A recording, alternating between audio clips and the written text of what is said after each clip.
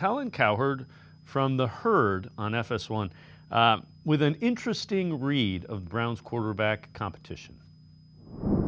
Shedeur Sanders has two things going for him. And don't kid yourself, this is how the league works. The owner of the Cleveland Browns, Jimmy Haslam, is really impulsive. He drafted Johnny Manziel over better quarterbacks. He drafted Baker Mayfield. He signed Deshaun Watson to a ridiculous guaranteed deal despite all sorts of allegations personally against him. Horrible contract. Probably the league's worst contract. And in a quarterback room with zero star power, except Shedeur Sanders, he's going to get a chance. And I mean, this is a owner. They don't have the Steelers roster or legacy. They're not as well run as Pittsburgh, and they don't have Joe Burrow. So that's the first thing.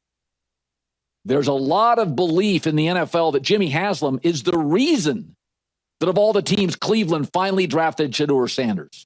He is desperate to be recognized and for star power. The second thing Cleveland has going for it, Shedeur has going for it, is Cleveland's roster is the weakest easily in the division, and the early schedule is brutal.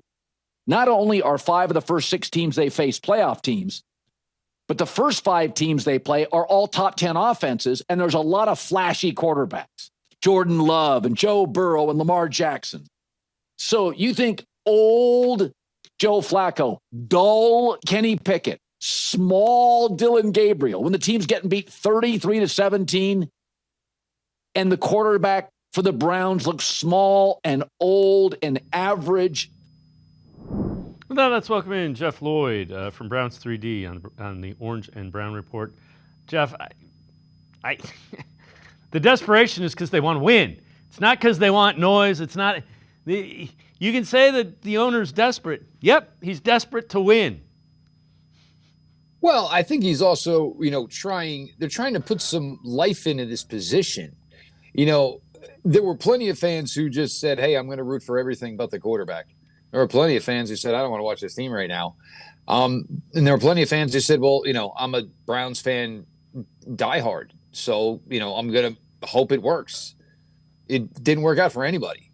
But if you look at Shedeur Sanders, the thing that makes him, in my opinion, the guy to kind of hang your hat on, root for in this situation, he shouldn't have gone in the 5th round. I think we can all agree with that.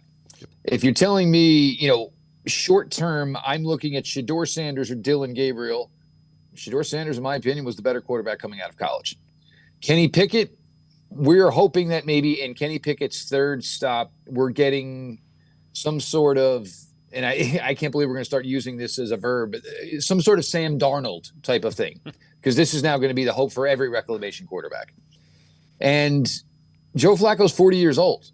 I mean, yeah, you can maybe have hope for maybe part this season, maybe, hopefully, all of it. But if you're looking for what could be hopefully the short-term solution, at least a long-term solution, in my opinion, it's just Shedeur Sanders. And there are benefits that can come from that. Shedeur Sanders is on a 5th round contract. You look at the money the San Francisco 49ers were able to spend. Granted, they didn't win a Super Bowl, but the amount of money they were able to spend elsewhere because Brock Purdy was making no money. I think with each passing day, you see Shedeur Sanders get a little better, get a little more comfortable, starting to work now to check downs. And, when my number one option isn't open, let me get off of him as quickly as I can and get down to, 2nd, 3rd, 4th guy, in the passing tree. He's the guy, ideally for Browns fans, that you want to hang your hat on right now, because I think he's the one that carries maybe the most legitimacy for a short-term answer and possibly a long-term answer.